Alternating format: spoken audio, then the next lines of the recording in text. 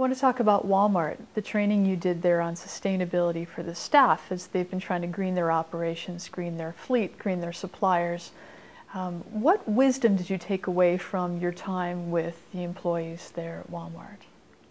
Well, it was such an interesting thing because, in any one moment we'd be working with the folks in the home office, and then we would be out in the field, in the stores with the associates.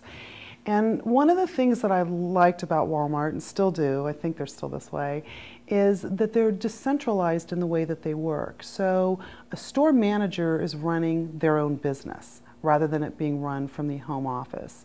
And so the program that we designed was also set up in that decentralized model. We called it grassroots.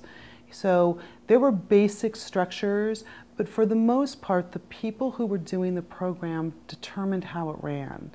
So they would determine what happened in those 8 weeks, whether they were doing weight loss, whether they were stopping smoking, what they were doing as far as their store project, whether it was recycling plastic bags or selling more light bulbs. Like, they got to make those decisions and get behind it. And I think that this wisdom has been known over and over and over again. It's not new news, but it was just amazing to see it happen, is that when people get to make the decisions for themselves and come up with their own solutions, they're far more engaged and they're far more committed, and they really do make it happen. You told me the story about the pizza versus the salad cost. Oh, that's such a great story. So, one of the employees, one of the associates, was talking about, hey, I would be happier to eat greener, but when I go to the food counter, the pizza is actually cheaper than the salad. What can you do about actually making the salad and the pizza the same price? And I mean, all it took was that suggestion, and like that, it was being researched and the possibility of it being set up. And I think that just speaks to how Walmart works as a company.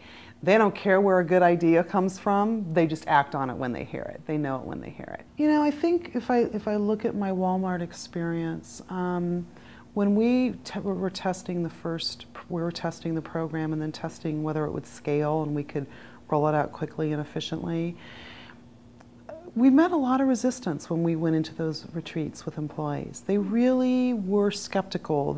Even though they self-selected and they chose to come, they were skeptical.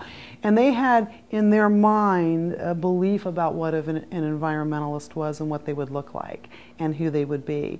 And so to have met that resistance and then within a very short period of time move through it, because the key people in any store were trained in a day. We moved through that resistance quickly.